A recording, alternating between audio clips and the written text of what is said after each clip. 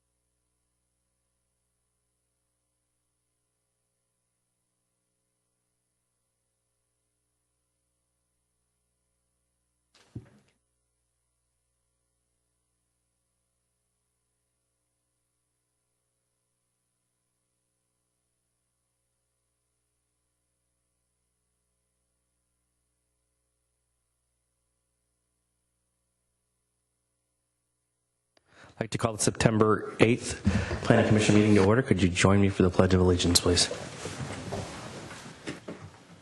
Pledge allegiance to the flag of the United States of America and to the republic for which it stands, one nation, under God, indivisible, with liberty and justice for all.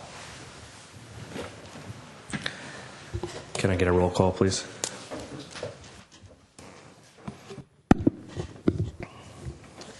Commissioner Harper Pedersen. Present. Commissioner Marsters. Present. Commissioner Silverman. Present. Vice Chair Shannon Bergman is absent tonight. And Chair Gutierrez. Present. Public comment. Public comment is limited to items not on the agenda. The Commission may briefly respond to statements made or questions posed as allowed by the Brown Act. However, the Commission's general policy is to refer items to staff for attention or have a matter placed on a future Commission's agenda for a comprehensive action or report. Is there anybody here to speak on an item that's not on the agenda? Okay, with that, move to the approval of the minutes for the July 20th and August 3rd meeting. Anybody see any corrections? Not me. I didn't see any corrections. I have one correction on the August 3rd minutes. On page 3, I recused myself from the 1336 project, and they have me as making the motion to approve the project. So I don't know who made that motion, but it wasn't me. Staff can review the tape and make the correction based upon the video recording. Okay, I think it was me. let's blame it on David. Sounds good. I will accept said blame. On the July 20th meeting minutes, page 5. I'm not sure if this is correct. Commissioner Silverman suggested a 20% subsidy for transit passes. I think it was 50, wasn't it? Or maybe a combination of two things. We ultimately approved 50. Approved to 50, yeah. It was ultimately approved at 50%. I think it was just a suggestion, unless, of course, Commissioner. I can't remember. I know that there was a lot discussed. I'd like to say I remember, but I can't. Okay. I can just strike it and just suggest it as subsidy. Perfect. This is really small, which is why I wasn't going to mention it, but my name's misspelled a couple different times. Are you sure? I'm pretty sure, yeah. Page 3, up right before it says Planning Commission discussion, it's Pedersen with an E at the end, not an O.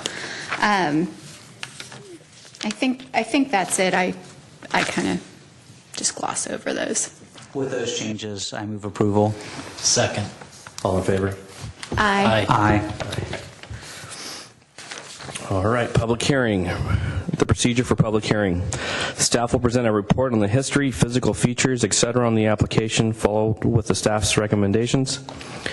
The applicant will make a presentation. Thereafter, interested members of the community may speak on the proposal. When all interested parties have had an opportunity to be heard, the hearing will be closed and no further discussion from the floor can be held. The commission will then consider the evidence and make its recommendation. If you challenge a public hearing item in court, you may be limited to raising only those issues you or someone else raised at the public hearing described in this notice, the public notice, or in a written correspondence delivered to the city at or prior to the public hearing. Speakers should fill out a speaker's form found by the door and hand it to the recording secretary prior to addressing the commission. The speaker should come up to the microphone to speak since the meeting is being recorded. This will assist staff in preparing minutes. First item, 1336 Arroyo Avenue, APN 050-163-430, consideration of a request for approval of a grading and dirt haul certificate. And once again, I need to recuse myself from this project. Okay.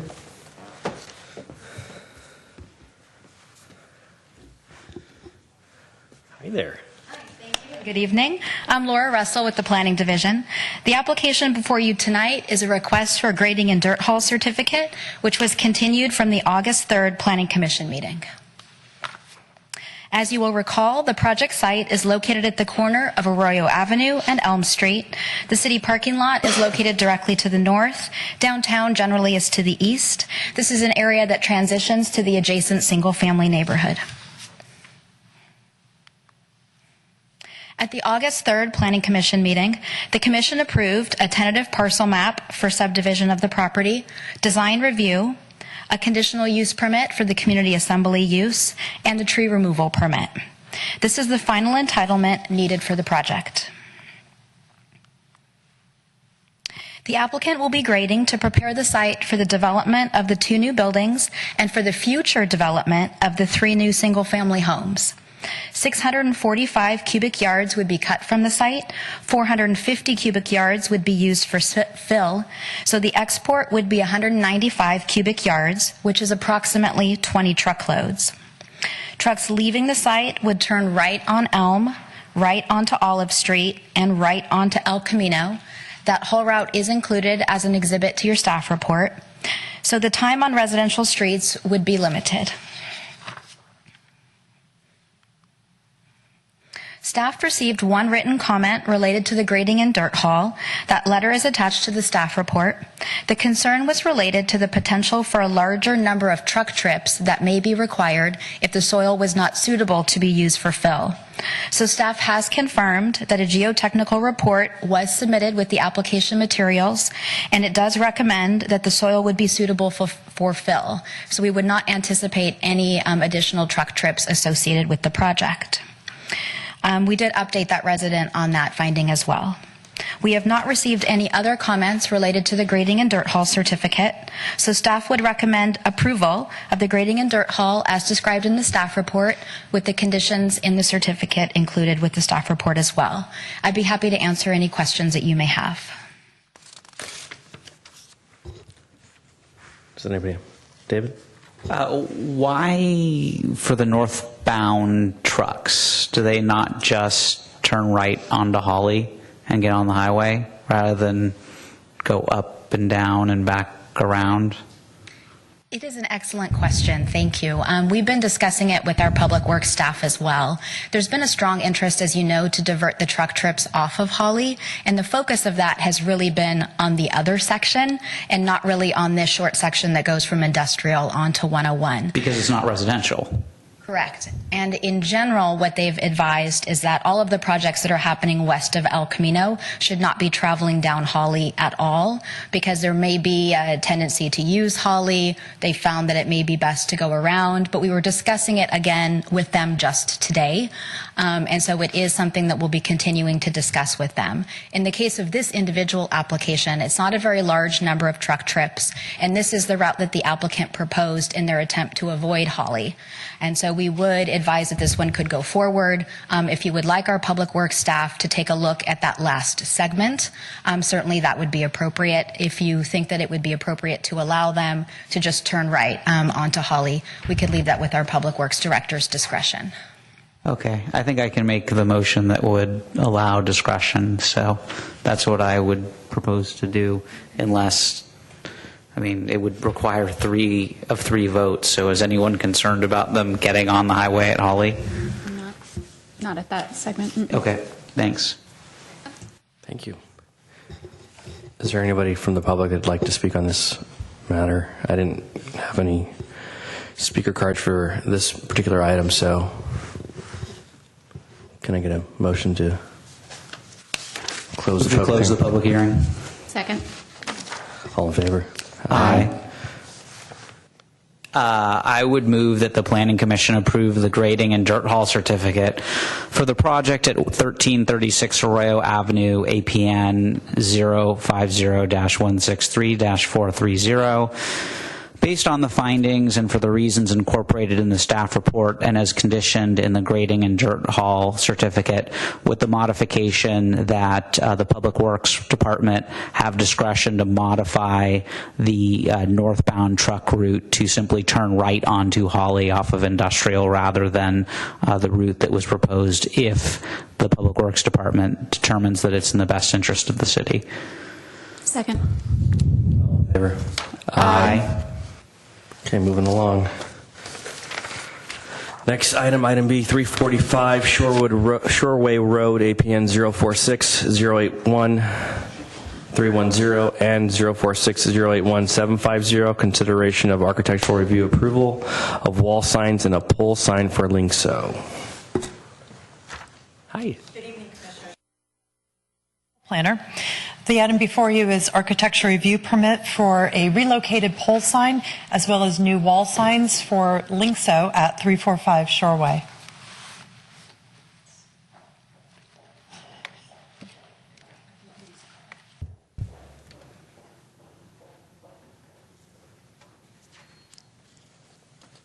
Thank you.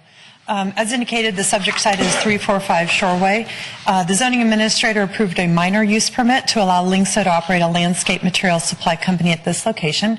Linkso is moving to San Carlos from its current location at 19 Seaport Boulevard in Redwood City. And the site was previously occupied by Hatcher Trade Press. The applicant is requesting architectural review approval for a relocated sign, pole sign, and that pole sign was previously located directly in front of the existing building. They're going to relocate it to the landscape median near the parking area, and 2 wall signs that would be visible from Highway 101. As required by the code, all pole signs require architectural review as well as signs that are visible from Highway 101.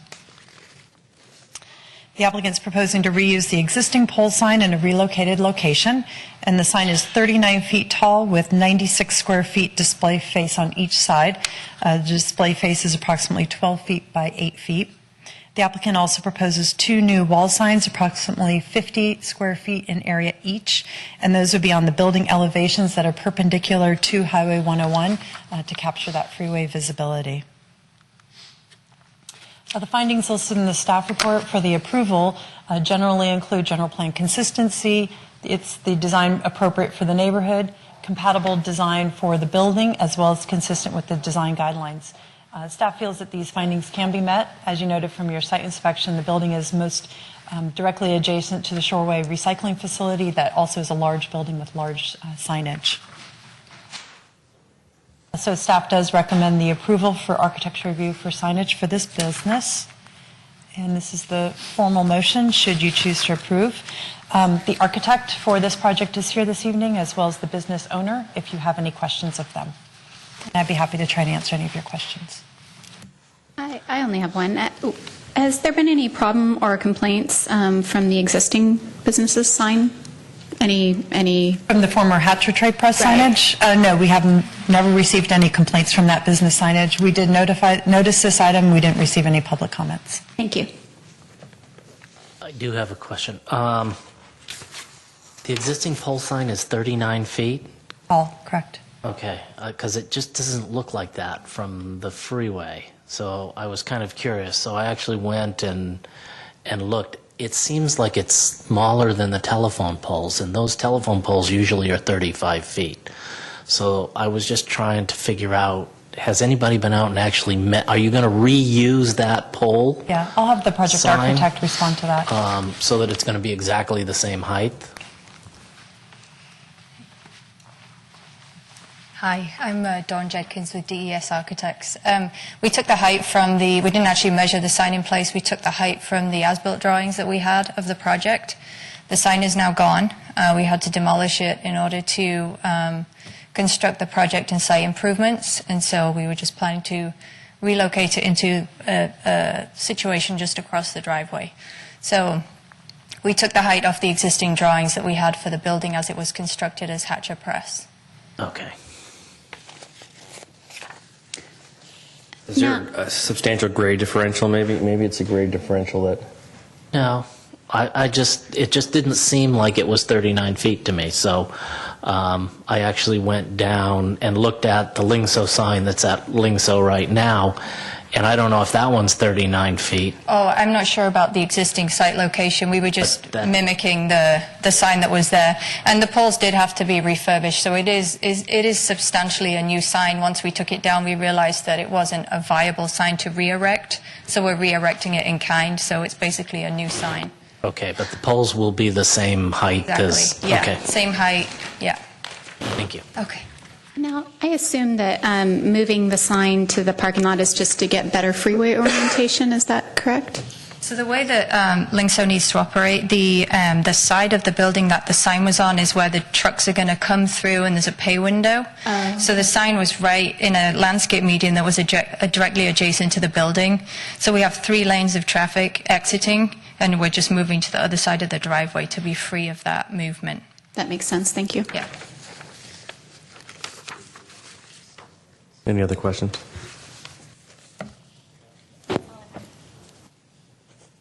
Okay, any questions or comments from anyone that's here? I don't have a card for this one as well. Okay, with that, can I get a motion to close the public hearing on that one? I move we close the public hearing. Second. All in favor? Aye. Somebody want to make a motion? Sure, I'll go ahead. I move that the Planning Commission approve the request for architectural review approval of 2 internally illuminated wall signs totaling 100 square feet in area, and to relocate and reface the existing 39-foot tall pole sign with 96 square feet per display face for Lingso at 345 Shoreway Road, based on the required findings and for the reasons as outlined in the staff report. Second. All in favor? Aye. Okay, moving along to item C, 1312 Laurel Street, APN 051-333-140, consideration of a request for design review, a conditional use permit, and a protected tree removal permit. Hi, Jill. Good evening. Good evening. My name is Jill Lewis. The application before you tonight is a request for design review approval, a conditional use permit, and a protected tree removal permit for a new mixed-use project consisting of 2 ground floor commercial spaces and parking at grade, 2 residential units on the 2nd floor, and removal of 1 protected tree. The project site consists of 1 parcel measuring 4,587 square feet in area, currently developed with a single-story commercial building. The neighborhood consists of a mix of land uses, including commercial, multifamily, and single-family residential uses. The subject site is zoned MUN, neighborhood mixed use, and has a corresponding general plan land use designation of mixed use low density, which allow up to 20 dwelling units per acre. The project requires Planning Commission approval of the following: design review, which is required for all new construction, conditional use permit approval to reduce the 40-foot parking area setback requirement, and protected tree removal permit, which is required for the removal of the 24-inch diameter deodar cedar. Like I said, this is a new 2-story mixed-use project with 2 ground floor commercial spaces and 4 covered parking spaces at grade, 2 residential units on the 2nd floor, removal of 1 protected tree, and varied landscaping and associated site improvements. The building is designed in a contemporary architectural style using a variety of materials in different colors. Proposed materials include fiber cement lap siding in iron gray and cedar, and stucco in pigeon gray. Windows and doors are done in a clear anodized aluminum. The molding at the top of the parapet will be shaker gray. The roof material is standing seam metal in weathered zinc. The guardrail for the roof garden is stainless steel cable rail. The awnings at the commercial spaces are black canvas, and the awnings at the residential uses are clear anodized aluminum. Renderings and materials are being passed around now. The proposed project is consistent with the applicable standards and requirements of Chapter 18.05 Mixed-Use Districts. The residential lobby entrance is framed on either side by a planter bed and has a trellis above, providing a prominent frame into the development. The commercial spaces have recessed entrances with awnings above. The only requested exception is for conditional use permit for parking less than 40 feet from a street-facing property line. There was a typo in my staff report which made it sound like there was another conditional use permit request, but this is the only request. I will get to that request shortly. Through a variety of awnings, varied roof lines, and color and material changes, the design of the structure possesses adequate articulation and detail and remains visually appealing. 1 24-inch diameter deodar cedar currently sits in the public right-of-way on the Howard Avenue side, which will need to be removed to construct the project. Landscape is provided at grade, in raised planter beds, and at the roof garden. A total of 5 street trees, all 24-inch box, are located within the Laurel Street and Howard Avenue rights-of-way. Ground cover and perennials are proposed at grade, with raised planter beds highlighting the residential entrance. The roof garden is made up of 9 15-gallon trees in square planters and a mix of perennials and ground cover in 9 oblong planters. Stone pavers provide a level walking surface at the roof garden. Per code, the minimum parking requirement is 3 spaces. So 1.5 spaces are required for every 2-bedroom unit for a total of 3 spaces. Since there are 2 commercial spaces that total less than 1,500 square feet in area, they are exempt from providing required parking. The applicant will provide 4 spaces in a stacked configuration. Per a section of the code, stacked parking is permitted as long as there is an automated system in place to move the vehicles. The minimum requirement is to provide 3 parking spaces, like I said.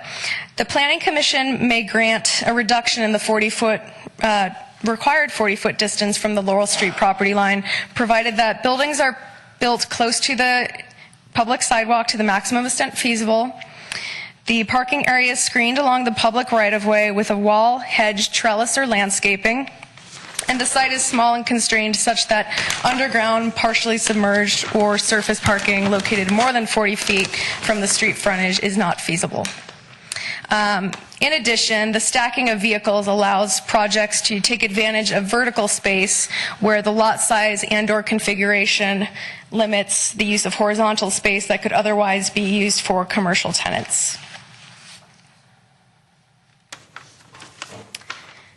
1 24-inch diameter cedar is proposed for removal. The required findings that would need to be made to support the tree removal are listed below. Staff has added a condition that the applicant provide an arborist report which makes one of the findings listed above pertaining to the tree. Staff required 2 rounds of outreach in addition to our city public hearing notice. 8 forms were returned to the city during the first round of outreach, which was the 3-story design, and that was done June 9th, 2015. 8 forms were returned to the city in the first round of outreach, one of which expressed parking concerns and the fact that the building was 3 stories instead of the more typical 2 stories. Several emails were also received expressing concerns about traffic, parking, building scale, and maintaining the overall feel of the residential neighborhood. Staff asked the applicant to perform a second round of outreach based on the revised 2-story design, as the height of the building was reduced by 11 feet and involved the removal of 2 commercial units and 1 commercial story. Staff received no feedback from the second round of outreach. The public notice from the city was mailed on August 27th, 2015. Staff received 1 email today, which should be in front of you, in response expressing concern over the possibility of the commercial suites being merged, the parking lifts providing the required parking for the 2 residential units, the height of the ground floor, and the wall facing the neighbor on the west, to the west on Howard Avenue. This is the formal motion. The bold and italicized language was inadvertently left out of the staff report. I'm available if you have any questions for staff, and the applicant and the architect are also here to answer any design or parking related questions you might have. Does anybody have questions for staff right now? No, not yet. More for. So the first is, in the rendering, it looks like there's a garage door, but in the description of the project during your presentation, it made it sound like it was open covered parking. And which one is it? It's enclosed. It's enclosed. Entirely. Okay. And then what response is there to the concern that the commercial spaces would be merged? I guess the concern is there's not enough parking. We've previously discussed our concerns with the code and the fact that it waives the parking requirement for smaller commercial spaces. If they were to somehow merge, which I assume would require some action by the city, would additional parking at that point be required? Yeah, they would potentially have to go through a parking reduction process, which could be heard at the zoning administrator level. You could elevate it to planning commission if you so choose. But any request for a permit to do so would be done through a building permit, which would involve tenant improvements, and we would say, hold on, and not allow them to do that. So as a condition of approval, we could require that any merging of the commercial spaces would require planning commission approval? We could do that? I suppose. All right. I think we've done it before. Just checking. Awesome, thanks. That's it for me. Okay. I have a question of the architect. One second. Any other questions currently for staff? So what is the setback from a single-family home to a building in the mixed-use, what is it, neighborhood designation? I'm sorry, can you repeat the question? So what is the distance from, so my question goes back to the building that we approved on Laurel Street that's also a mixed-use designation down in the 800 block or 900 block. We required a 20-foot setback from the single-family home located behind it.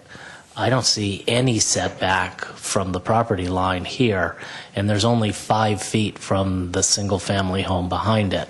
So I'm just having a problem understanding how something like this can come forward without any setback from the single-family home behind it. The subject parcel and the 2 adjacent to going west are zoned MUN, neighborhood mixed use, and also the parcel alongside it is zoned the same. There are no requirements for transitional standards adjacent to mixed use districts. So it's because that single-family home has been designated as mixed use, that there is no transition? That's correct.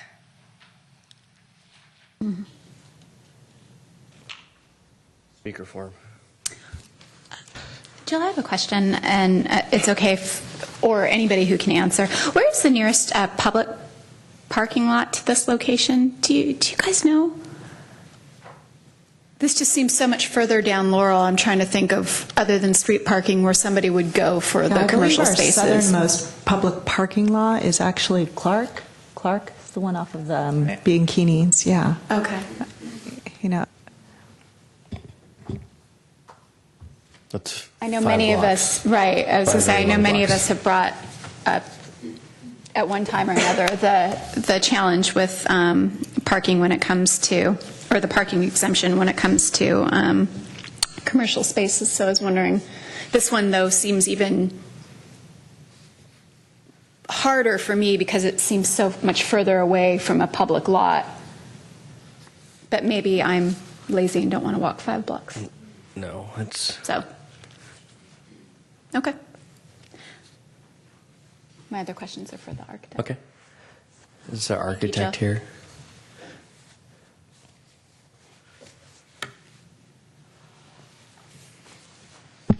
Good evening, members of the Planning Commission. My name is David Colombo. I'm the project architect. I'd be more than happy to answer any questions you have about the project. I would like to say, in response to a question that was asked by Scott, is it? The property right next door to us on the west is actually a triplex. It's not a single-family residence. It's actually 3 units. It is also, as Jill stated, is actually in the MUN zone, so it has the same possibility of building a 3 or 4 story building on their property as well.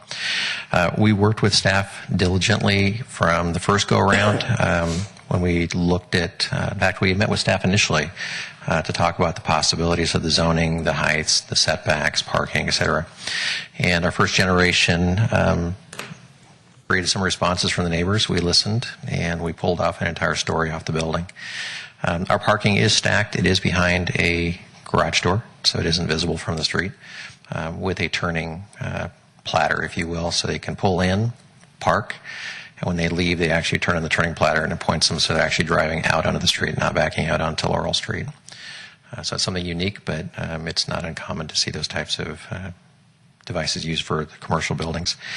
As far as the relationship between the existing building and its square footage and what we're proposing for the new commercial space, currently the existing building is about 300 square foot smaller in square footage.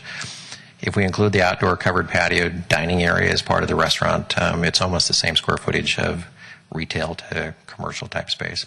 So effectively, we're adding a garage on the first story of this project as far as lot coverage goes and the bulk of the building. We ultimately would have liked to have had the building a little bit shorter, but the design guidelines do require us to have a 16-foot plate height for the first story. It's part of the zoning. We don't have a choice on that. Otherwise, we would have dropped it a little bit lower. But we did raise the building, we reduced the height of the building substantially when we knocked the story out. So our height right now to the parapet is 31.5 feet, and at the tower, which goes up for the stairwell access, is at 38. So we're not much taller than the 3-story building next door to us as a residential. And I certainly would be happy to answer any questions that you may have or that the public may have in regards to our proposal. Can you just walk me through, once again, how the stacked parking works? So you're the first car, you pull in, then you get raised. That's correct. And the second car pulls in. So That's correct. say there are already 2 cars in there and I want to get out, but there's a car under me. How does that happen? So the parking is assigned only to the residences. So each of the residents are assigned 2 park spaces, like tandem.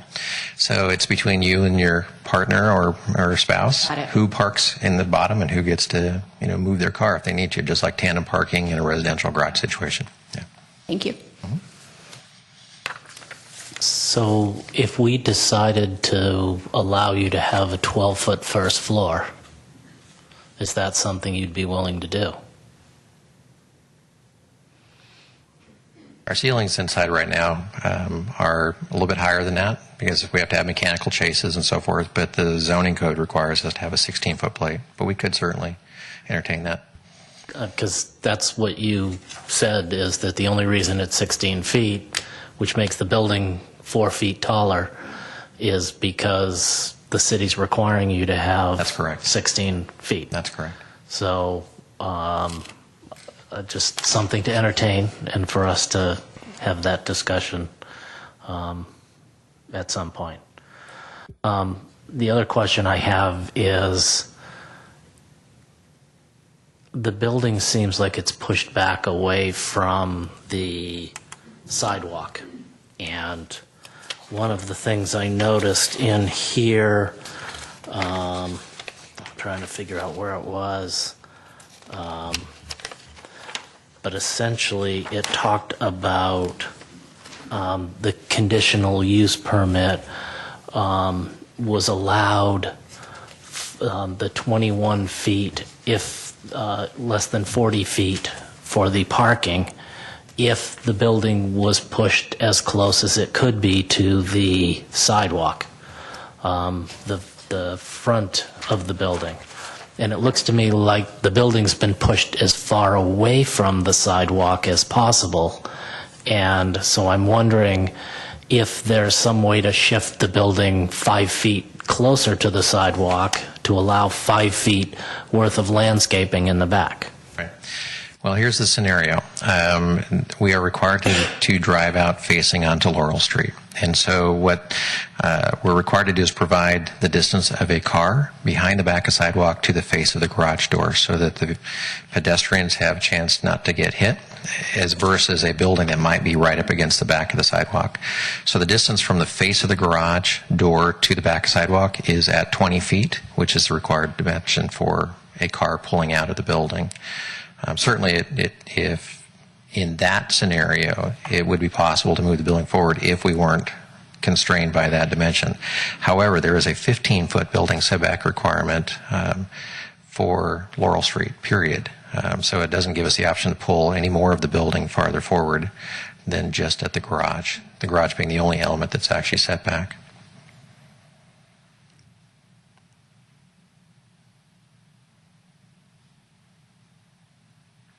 Okay, let me think about that. Let me ask a somewhat logical question. Parking, now I know it's not required for the retail, commercial, but where are the employees going to park? Well, probably the same place they're parking now. There's currently street parking, and it's what the zoning allows us to do. It's not our policy, but staff's policy or the zoning policy. Currently, some of the businesses are parking on the property because there's 3 or 4 different spaces on the side of the building, so Sure. that would be eliminated, right? Those would be eliminated, that's correct. Yeah.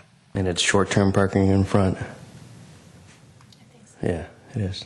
Yeah, part of it's green striped. We're not quite sure why. It might have been for the sandwich shop that was there. Now, I'm obviously grappling with parking, particularly down in this block, for what might be coming in the commercial. Al, is there some public-private sharing that may be happening in that part of Laurel a little further south? I know we discussed that a bit during the downtown parking study. It's not coming to my mind if there's something in the southern part of Laurel that makes sense to do that. Yeah, because the lion's share of parking in that area and all the way south down to Eaton is the public parking is pretty much street parking. And so that's where the employees tend to park. What we found in that study, as you will recall, is that there's a considerable amount of private parking that goes underused or is underutilized from Central Laurel all the way down as well. So one of the things that we're looking at in the second part of the parking study that we'll be bringing forward in the next half a year or so is working with private property owners to come up with a way to utilize their parking spaces during the day, because there's a lot of it there not used.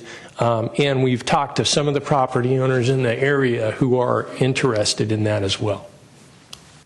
And we'll see it, you think, maybe within about 6 months or so? Yeah. Okay. Thank you, Al. Okay, is there any other questions for the architect right now? So one of the things I was looking at for the standards is awnings and overhangs, and the requirement is that they be no more than 4 feet out from the building and 8 feet, a minimum 8 feet above the Walking surface. surface, and the proposal is that they're 9 feet above the, and so when I look at your drawings, your doors are 9 feet tall? I believe the doors are actually 8 foot tall. Okay. You might be looking at the actual canvas awning, which would be down to the 8 foot line. Okay. So it's a 8 foot to the bottom of the canvas, Canvas and awning, not that's correct. Not the projected. not 8 foot to where it starts down. I just want to make sure that that's clear. So your doors are 8 feet tall. That's correct. Okay.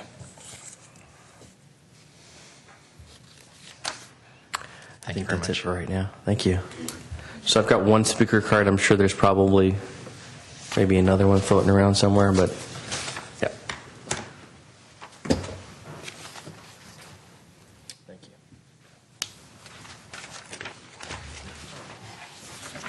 So the first speaker is Robert Lawrence.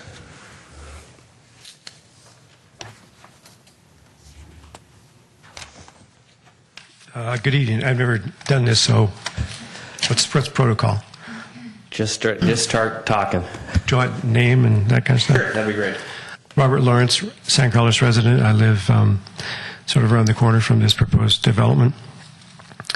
We did submit a written response to the first public outreach, and I saw it in the packet there.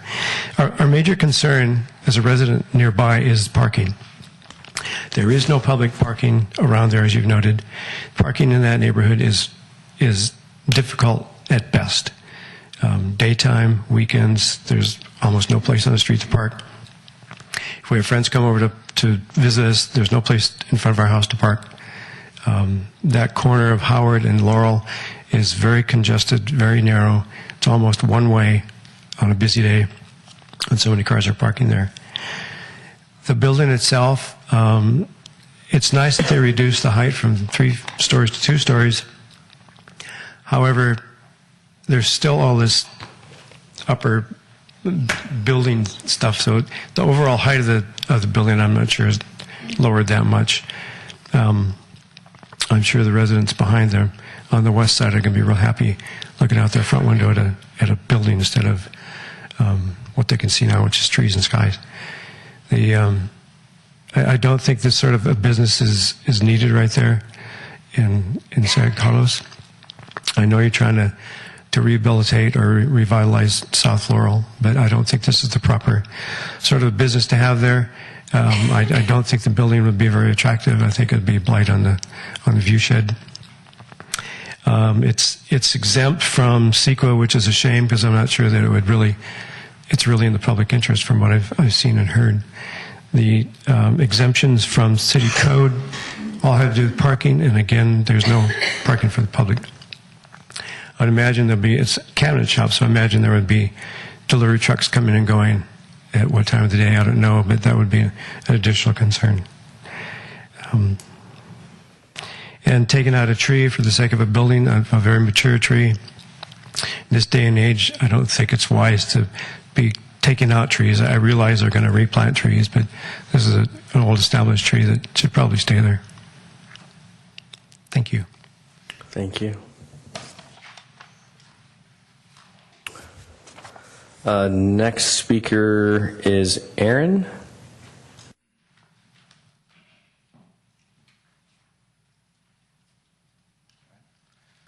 So I actually am the owner of the West Side building, right behind 1312 Laurel. And we had some of the concerns that were raised, actually, regarding the height of the building and the offset from our property. And so I just wanted to kind of reiterate that those are very serious concerns for us, since we do right now have a very nice view out of our windows. And so some of the proposals that were raised today, including 5 foot lower and potentially bring it 5 foot forward, even if the garage is left then 5 foot offset, giving the garage then the legal distance, but the rest of the building moving forward, would definitely make a big difference to us regarding our views and our comfort of living. So just wanted to bring that up to the committee, and it sounds like some of those concerns have already been raised, and we appreciate the effort that you guys have put into diligence. Appreciate that.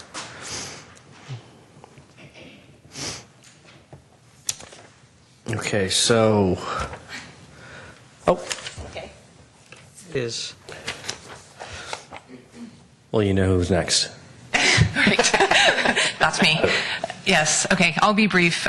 We actually manage the building next door on the south side at 1330 Laurel Street.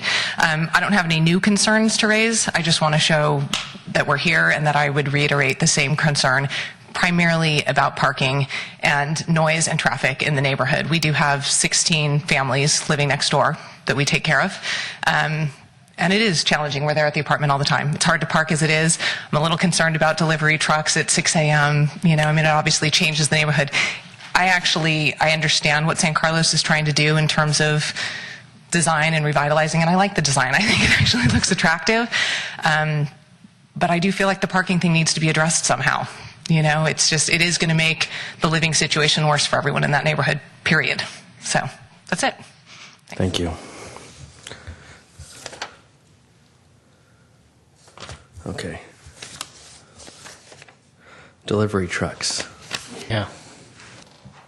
One more? Okay.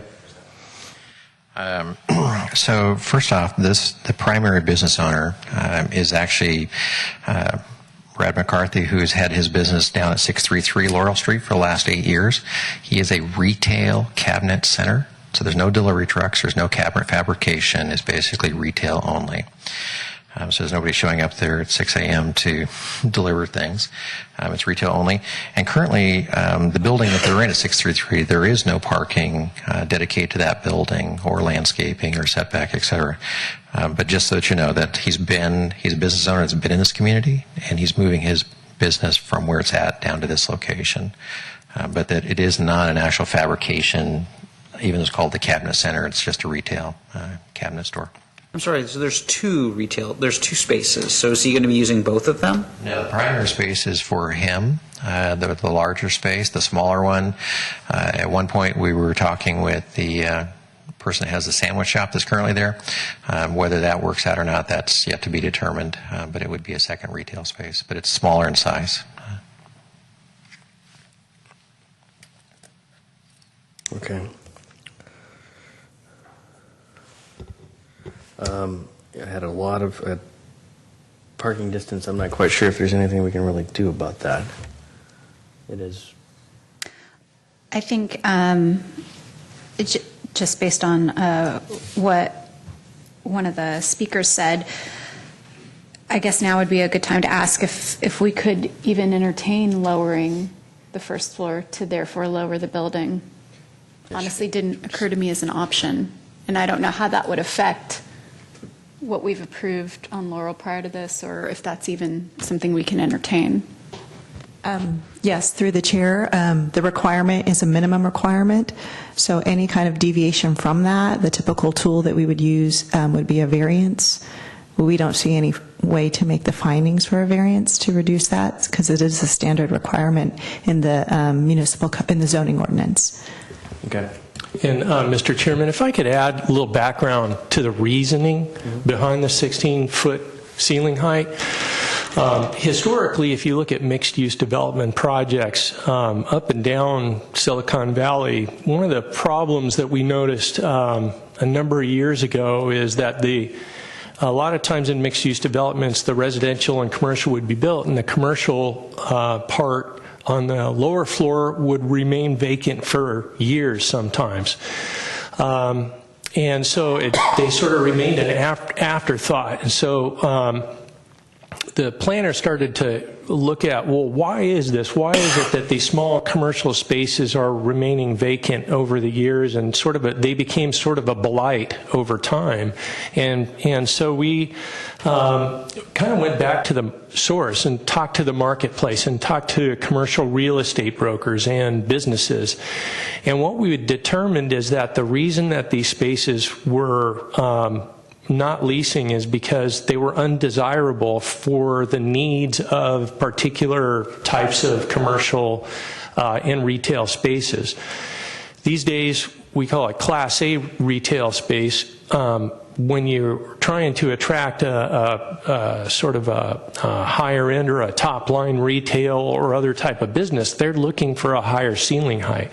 A lot of times these smaller spaces, they look small and dark, and the windows in the front get smaller as you lower the ceiling height as well.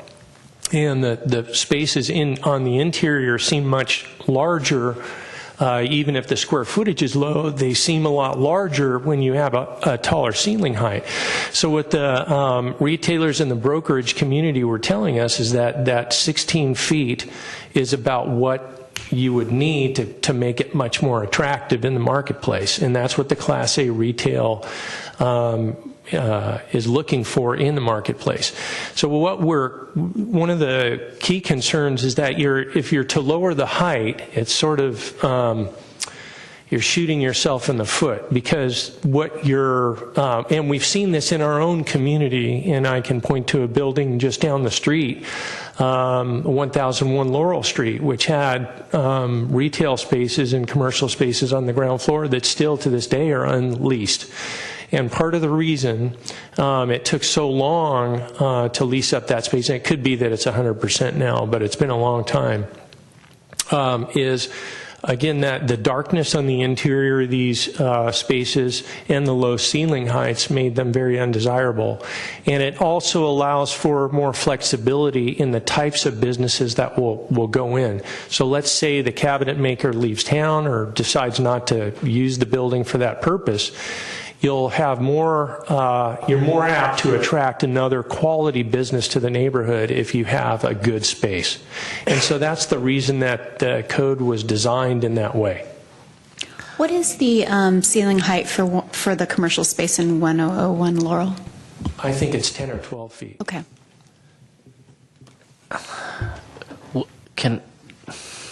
I see your argument.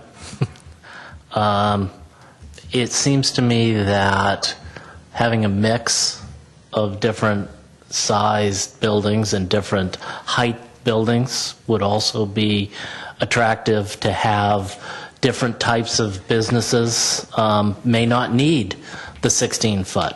And, point at 1001 Laurel, it was built during the recession or right before the recession. So to sort of say that the reason it didn't get filled is because of the height of the ceilings may be a stretch for me to believe. So, this is a very constrained lot. I understand. What I'm trying to look for is something that will work for the businesses and residents that surround it, as well as the individual that owns the property and wants to build something there. And so that's why I've suggested a couple of ways to sort of get around some of what I perceive as concerns about the building and the lot. So that's why I was suggesting moving it 5 foot forward. I was talking about reducing it from 16 feet down to 12 feet. That's 4 feet. It's not that much, but it's a little something. And I don't know if there's anything that can be done about all the architectural elements on the top. That's what I was thinking. But I'm just wondering if we want to approve this tonight, or whether we want to ask staff to look into whether some of these these different items can be addressed. I mean, I think from what Lisa said, there wouldn't be findings for a variance, so I don't know that a variance for the first floor, I'm not sure whether that can even be entertained at this point, unless I'm misunderstanding. You're correct. I mean, that is correct. I mean, we would need to make the findings for a variance, and typically variances are not requested very often. They're used in only rare circumstances whenever there's a physical hardship. So the finding to identify what that physical hardship would be difficult to do. And because the building behind would prefer it isn't enough to make the finding? Correct. I mean, that's typically not part of the reasons to make the findings. So then, and this might be a better question for the architect, so what about some of these architectural lips that seem to add a couple feet on each of the roof lines? Could they be taken down, at least in the back? Actually, we've lowered the ones on the backside to the minimum parapet height that would be required for building codes. So they're already as low as they can be. They're as low as they can be. Okay. Yes. Thank you. All right, well, then I got nothing. So, I guess maybe I can get a little architecture lesson or something. So the desire is for 14-foot ceilings. The ceilings for the first floor are proposed at 14, but the actual height is 16. I get the variance thing, but I wonder whether that might be something that we can overcome if it's really just a functional change. I mean, could we, and I'm not talking about the variance thing aside, but like architecturally, can you make it 14 feet and still have a 14-foot ceiling, or is that not possible? You got to run HVAC. Is that the answer? You can't run the HVAC Okay. without the 2 feet? Yeah, it would be a challenge. I mean, the space between the floors, we can do open beam trusses and try and accommodate some of the ductwork and plumbing that would be coming from the second story. And certainly that interspatial area between typically your floor system and let's say the T-bar ceiling of the first story is typically where you would place your sprinkler systems, your ductwork, your plumbing. That being said, it could be stuck into the ductwork, into the truss configuration if it would be snug. Let's just put it that way. It could be done. I sense that you're someone who likes a challenge. There's like a twinkle in your eye or something. You're like, wow. Let me try. Yeah, give me something super hard to do. Yeah, it would be a challenge, but it could be accomplished. But it would just be, I just don't know whether it's worth the 2 feet. But I'm wondering from a variance standpoint if we can rely on the fact that although the house behind could be enlarged, that right now there's really no transition. You basically have, this large, this new large, beautifully designed building. Very nice. But adjacent to a very, very modest home, and I don't know whether that would be able to support a variance. I just don't know whether 2 feet is worth it. Thank you, sir. I'm sorry. I didn't mean to keep you hanging out there. So this is a question for staff. What about moving the building 5 feet forward? I have a concern about that because of what the architect said about cars pulling out. I think from a safety perspective, one of the reasons, again, you have 20 feet is so the car can come out and not, impede the sidewalk before you make your turn and look around for pedestrians and bicyclists.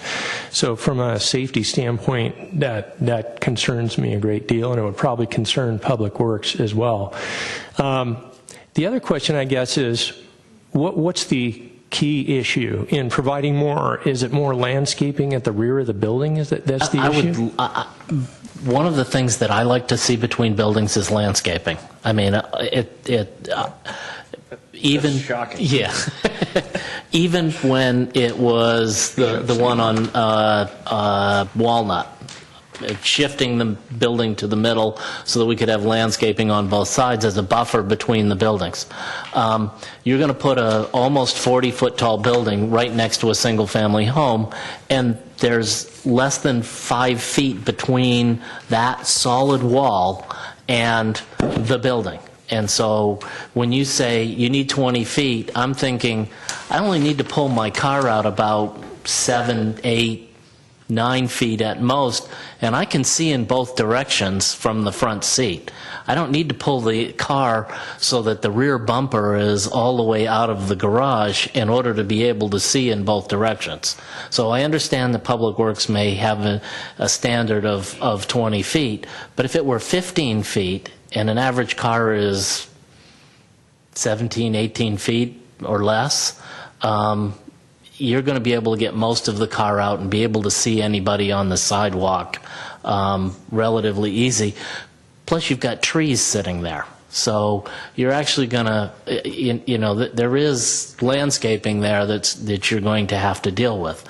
So I'm just trying to see how we can put a little bit of buffer between buildings rather than having them jammed up against one another. Understood. And it is a zoning standard, so if you were going to do that, we would need to come up with the legal findings to support that. That's number one. I guess number two is, if you look at the zoning and what was mentioned by the project planner earlier, is that the zoning next door is a mixed-use zone. And the interior side setback for the triplex next door, if it was to be redeveloped, is 0. So you have to look out toward the future. And let's say in 10 years the property owner decides to redevelop that site, they would have a 0-foot setback and they could go up to 3 stories in height or whatever it is. So I think, the concern would be, one, the variance, but two, you'd be providing landscaping in an area that, may not really need it in the future if that property next door was to be redeveloped. And you'd be moving a fairly significant, horizontally significant building up toward the street more from a streetscape standpoint, lessening the ability to provide substantial landscaping in the front of the building as well. So, I mean, the variance is really probably the biggest hurdle there, but I'm just kind of trying to put some context to the surrounding area. And I know I heard the concerns about, the height and things like that, and you're trying to screen the height, essentially. And perhaps in talking to the architect, maybe there are some design changes that could be made to lessen the appearance of the height in some way. Would climbing vines be an option or something along that line? That's sort of what I was thinking, is you could put the same type of sort of lattice or vines or something, even if it were set back 6 inches or a foot, you could put the climbing vines in the same way that sort of the parking garage for PAMF is disguised with vines and things like that. I mean, the 5 feet is really, it doesn't need to be 5 feet. I threw that out as a round number.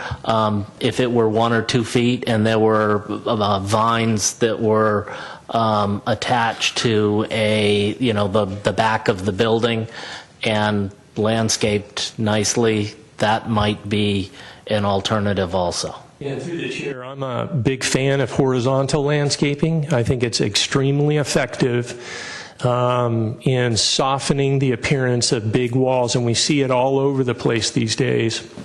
And I think you're going to see it a lot more with these mixed-use development projects, and it's very effective.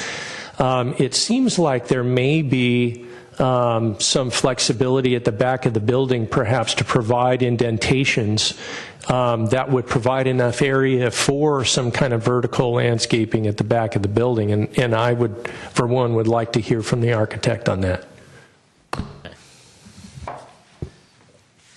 Here's a challenge. Thank you, Al, for the challenge. Well, the biggest concern I would have for these landscape areas that we need to consider is it's a dead zone.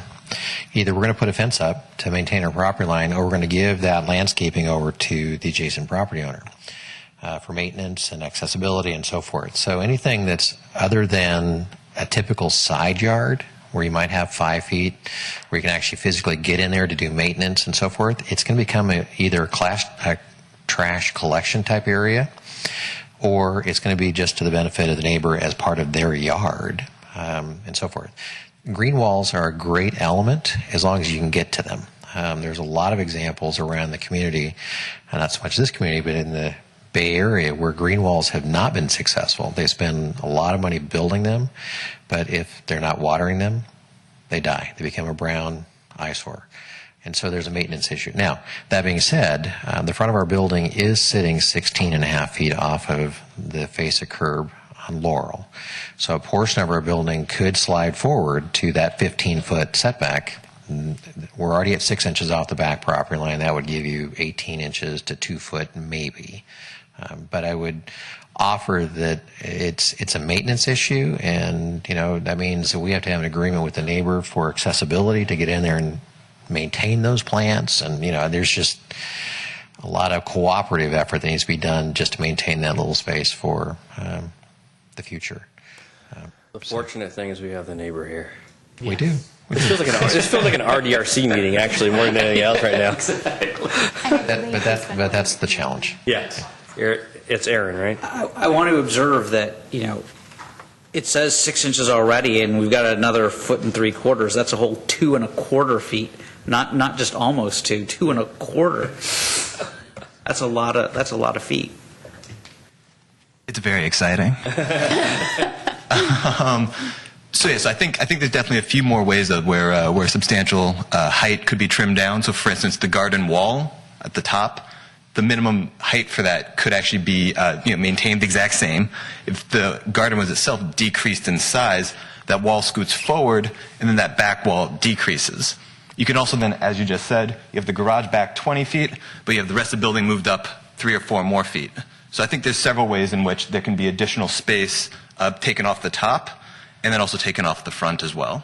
So it seems though 2.25 is the start. Don't get me wrong, very exciting, but it seems that there's some really straightforward ways to amend these plans to then improve them. And obviously in terms of shared maintenance, I spoke with Brad actually on Friday. Seems like a great guy. Excited about the building actually. In general speaking, just the details I think could still be hashed out a little bit. So, but we'd be very happy to be cooperative, and we'd water the plants. We'd keep them looking nice. We'd take care of any trash that came back. So, we're team players on this. Essentially, what specifically are you asking for with respect to the roof garden? So the roof garden right now, if I'm understanding it correctly, goes up into the edge of the building on top, and then the wall that would have to be a minimum of 4 feet tall. Is that correct? 42 inches. And so, if we were to decrease the size of that garden, and then move that wall forward, so then the top of the building back where we would be. Oh, I see what you mean. It's being taped. You mean basically set back the garden portion. The garden portion, so that the wall is set back from the edge of the building. Yes, that's exactly what I'm proposing. And you have a view that that's going to improve your sight lines? So I wouldn't say it's necessarily going to improve our sight lines downstairs. In the upstairs, it might improve our sight lines. And importantly, we'll actually get a lot more sun coming down through there. So right now, with the way it's currently set, with 5 feet between buildings and 30 plus feet tall rooftop beside us, we'd get almost no sun down that. We'd essentially have a dark crevice down there. We'd have to have the lights on nonstop. And so the idea is we want to be able to get a little bit of sun down there, and then if possible, a little bit of views would be nice too. But let's not get ahead of ourselves. Sun would be a nice starting point, though. So the way I look at this, the garden is actually set back, 6 or 8 feet away from the edge of the building. Am I reading that wrong? I'm going to ask the architect. I didn't say. That's correct. So any place that is non-garden area, the parapet wall is only 30 inches. That's the minimum requirement for a parapet wall. Where we have the garden area, it's actually up to 42. But that's how far away from the edge of the wall? It would be at least 6 feet away. Be at least 6 feet away, so you probably wouldn't see it no matter what from down below. That's correct. From any of the, That's correct. okay. So basically, it's already what he wants. Pretty much. Pretty much. I would like to address something that he raised about that. So through the ability of modern technology and CAD programs and modeling, we did a shadow study We love shadow studies here. for the property, just to be clear that whether or not we were imposing an issue on his property. And we actually, I brought copies, so you're more than welcome to have a copy of this. But what we determined was that at 6 a.m., of course, everybody's in shadow. But by 10 a.m., not any of his face of his building is actually going to be hit by a shadow line. And I'll give these to Lisa to hand out then. Yes, please. We love shadow studies. As I mentioned, we're quite familiar with shadow studies. So I'm going to ask one more question while you're there. I noticed there are 2 HVAC units sitting on the roof, and one of them is against the back wall. That's correct. Actually, there's 4 units. And how tall is that? The typical roof pack units are generally about 30 inches tall. Okay, so that won't be any taller than the parapet. That's correct. That's correct. Noisy? You know, they're a typical roof pack system. Their blowers face up, so there's not a lot of noise coming out from the side as much as there would be if you were standing on top of it. So the shadow study that you see here in front of you, we've actually modeled it at 4 different times during the day, so you could get a sense of what happens with the shadow. And that's taken as of today. So this time of year, this would be the shadowing imaging that you would see with this building and its height, the way it currently is configured, and how it projects the shadow onto the neighboring properties. And surprisingly, of course, at 6 a.m., there's not much of a shadow, but it does show that we would be covering most of his building. But by 10 o'clock, this time of year, we're not actually shadowing the building at all. We made purposely put the outline on there so you can see where the 2-story element is. So it would even be higher in the air than what we're seeing here in the shadow study. So it's not quite as much of an issue as I think is what he thinks it might be. So There's one point that I think this shadow study is missing, however, which is that the building. Can you please come to the microphone? Yeah. So the shadow study unfortunately doesn't model the adjacent building, the other apartment complex, which would actually be still including us during the bulk of this time, so including at 10 a.m., I presume. So it'd be nice to see that modeled. If we're going to be modeling shadows and whatnot, that would seem like a pretty critical component. So right now that's less important because we have a 1-story building in front of us. However, with a multi-story building in front of us, that would probably be quite different. Does that make sense?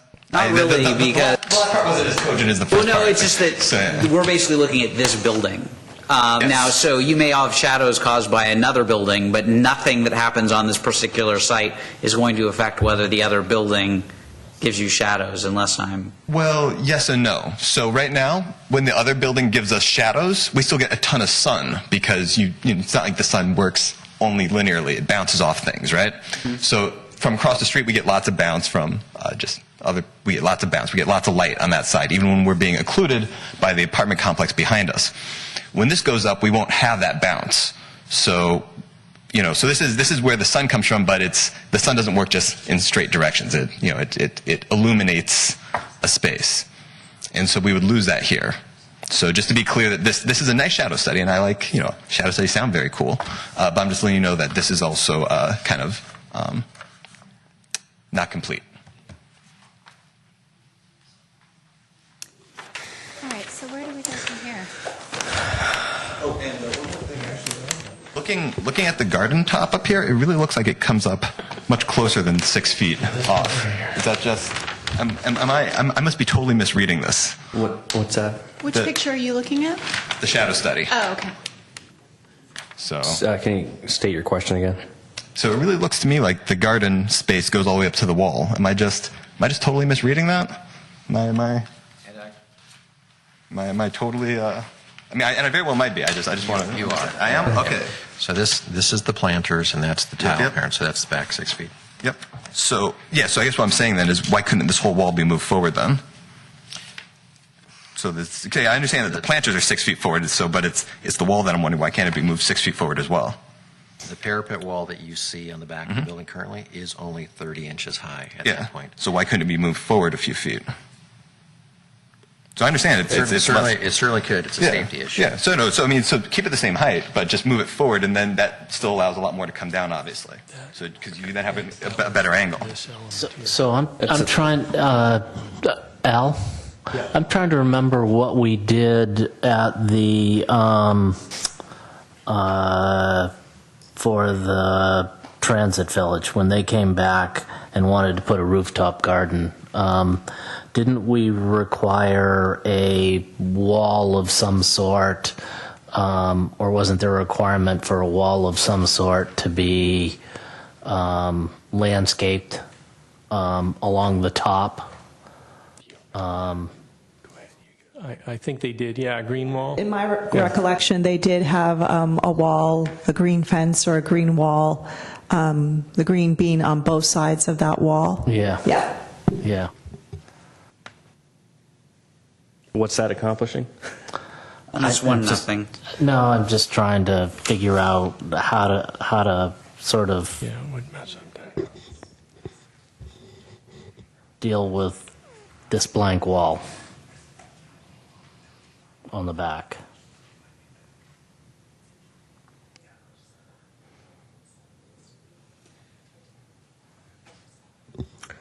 This is a tough one.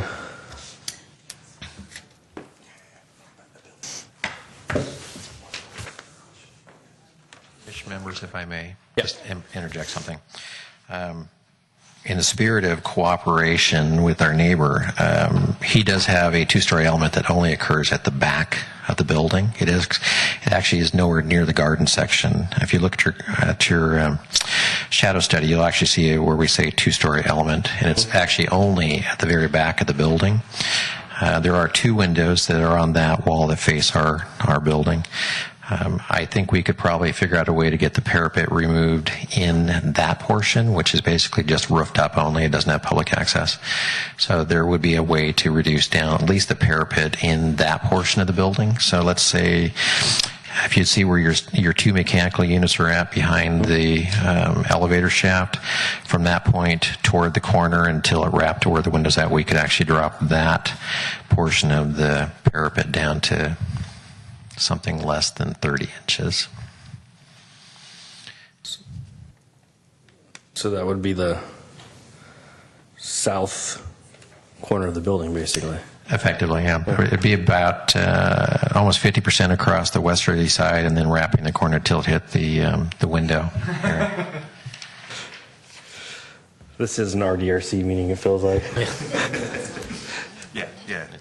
Gesture is very much appreciated, and say but. Okay, very much appreciated. However, we think that again, we can still probably do some more. It sounds like there's still a lot of other modifications that could be done in addition. That is a very gracious one, though, and we definitely appreciate it. So yeah. What are you proposing? Well, I think a few of the things that we heard tonight sounded good. So I don't have a complete list necessarily. I mean, look, it's not your fault, but if we're going to make a decision tonight, we have to make a decision tonight. So, Understood. I mean, and I should also note, actually, there was a ton of materials here that I had no access to prior to this meeting, including all the emails that were sent around and about regarding this. And I also noticed there were no emails regarding the 2-story design. So I understand that I'm not prepared. I feel like I'm arguing with you, and you are like one of the nicest opposers that I've, or I won't even call you an opposer, one of the nicest concern raisers that I've ever seen at one of these meetings. But just because you said it, I feel like I need to respond. The Brown Act requires that all materials be posted 72 hours in advance. All of these materials were available 72 hours in advance, including all of the. Well, we just got that right now. So. Including all of the emails. They were all available online.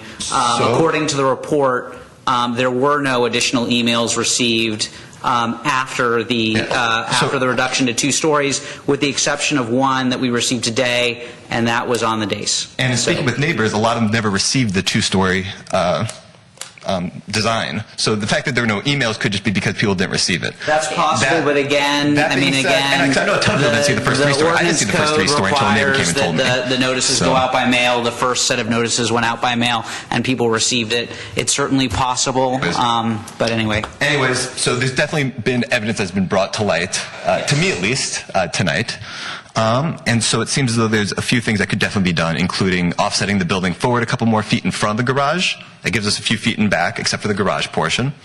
Taking the parapet down in back, that sounded like an excellent and a very nice gesture. And then potentially also trying to better understand what the opportunity would be for a variance, since having not understood or any concept of what that was before tonight, or how to go about obtaining or producing evidence for, it'd be great to have an opportunity to be able to do that as well, obviously. And I understand. I don't know that I've been on the Planning Commission 3 years. Have we ever seen a variance? One. It's a single family. Wasn't it a single family? Yeah. Yeah. So it's understandable that you haven't seen it, because we haven't seen it either. Well, it would be great to be given the opportunity to see if we couldn't get a second one in San Carlos. Yeah. Okay. All right, so where do we go Should from we- here? We close the public hearing? Can I get a motion to close? I move that we close the public hearing. Second. All in favor? Aye. Aye. Okay. So can I just confirm that the report indicates that there are going to be 5 street trees? Considering that there are no current street trees, I assuming those are 5 new street trees? Is that right? Correct. And they're all 24-inch box? Correct. Okay. All right. And can we make sure that those trees are going to grow tall?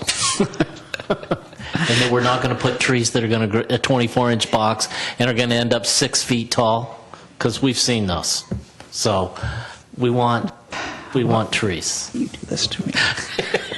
And I only say that because David brought it up. And I'm not allowed. He's the tree guy. I'm not allowed to comment I'm the on. parking guy. He's the tree guy. Okay.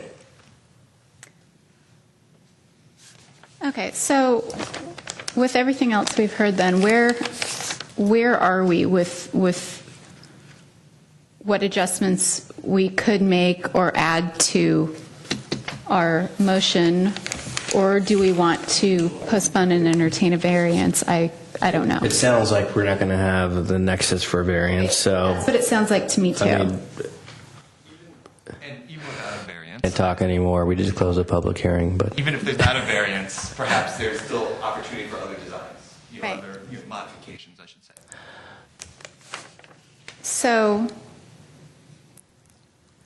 So we have reducing the parapet on the south side of the building, southwest side of the building.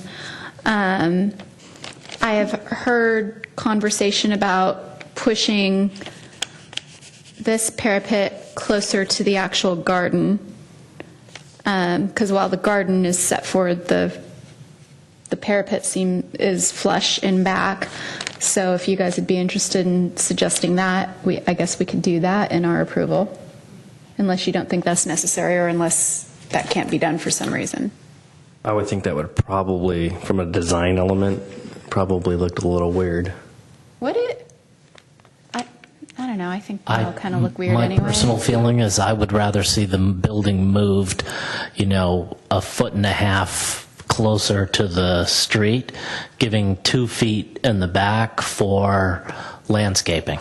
Okay, because 2.25. Well, I'm okay with 2. I would agree with that as well. If there's 2 feet of space back there, and you can put the green wall back there, that 30 inches from the parapet isn't going to make a difference. Because it's going to get lost in all the green. Okay. Well, I mean, the neighbor indicated that he sees value from reducing the parapet. When you look, I mean, and if you turn to I'm trying to think of what the best view of this is. If you look at the building from the rear, from the plans, that back wall, I mean, you want to talk about a lack of articulation? I mean, that back wall It's almost straight. is a straight, and this is not a criticism of the design, I still say it's beautiful, but that back wall is just like one massive, non-articulated, straight up and down wall. And so, removing 30 inches from an up and down wall, I do not think is going to look weird. I mean, that's my view. And since the back neighbor, and not the back, whatever the side neighbor, would like it, and the developer is willing to do it, I'd say knock it off. I mean, I'm okay with it. What does it hurt? I'm okay with it. And I'm also okay with moving it forward an inch and 3/4 and You mean a foot and 3/4? a foot. A foot and 3/4, and require some vertical landscaping in the back in light of the fact that the neighbor is willing to allow access. I mean, again, what's the harm, and we get more green. I had previously indicated that I'd like a requirement of Planning Commission for any merger of the commercial space, and so I'd like to do that. Yes. On the parking issue, just to confirm, it looks like from the drawings that there's actually a roundabout as part of the parking, so folks are always going to be pulling out forward. So, I mean, I personally don't see a lot of. I don't have a lot of concerns about that. Okay. So if someone really, really wanted to move the garage forward a little bit, I would be open to that. But I'm also persuaded by Mr. Save's comments with respect to the downsides from an appearance standpoint. So I wouldn't advocate for that.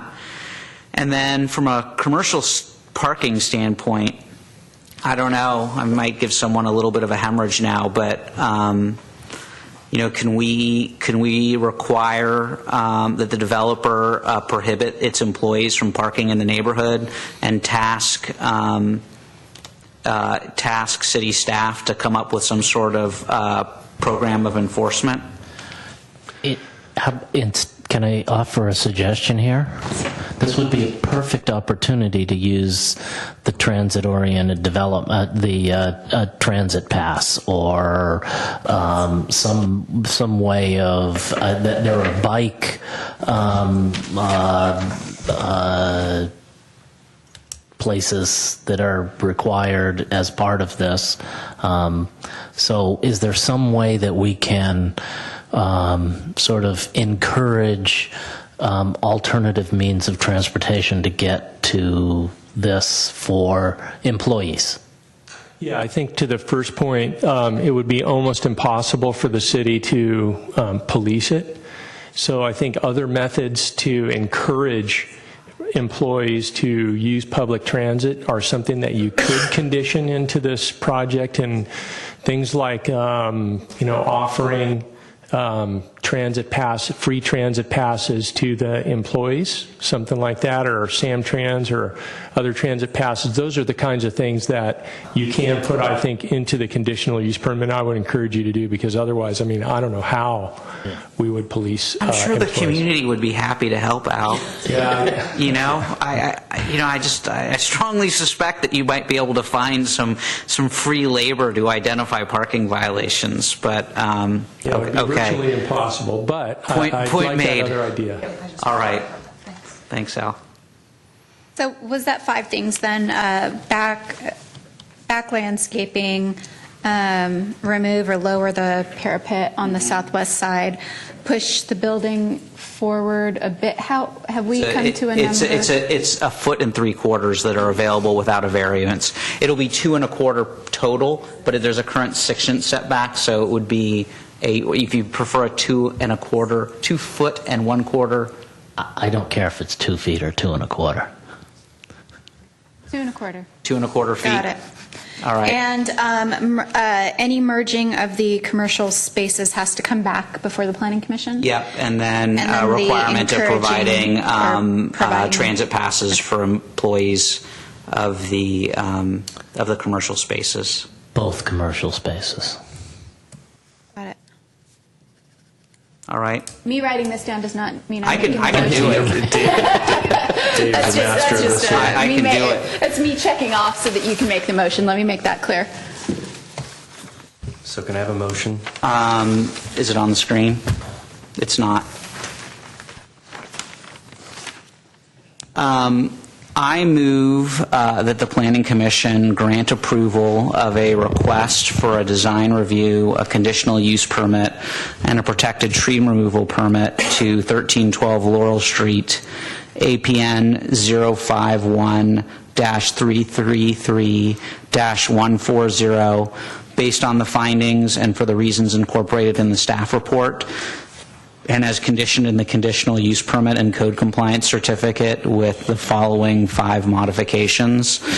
The first is a requirement that any approval of any merger of the 2 commercial spaces be approved by the Planning Commission. 2, that the parapet on the southwest corner or southwest edge as it fronts the rear property be reduced to the extent feasible and safe. That the building be moved forward so that it has the maximum 2.25 feet setback that is still consistent with the current code. That there be a vertical landscaping at the rear of the property as approved by city staff in consultation with the developer. And finally, that transit passes be provided at no cost to any employees of both commercial spaces, excepting, of course, the owner. I believe that covers it. Can I have a second? Second. All in favor? Aye. Okay, thank you.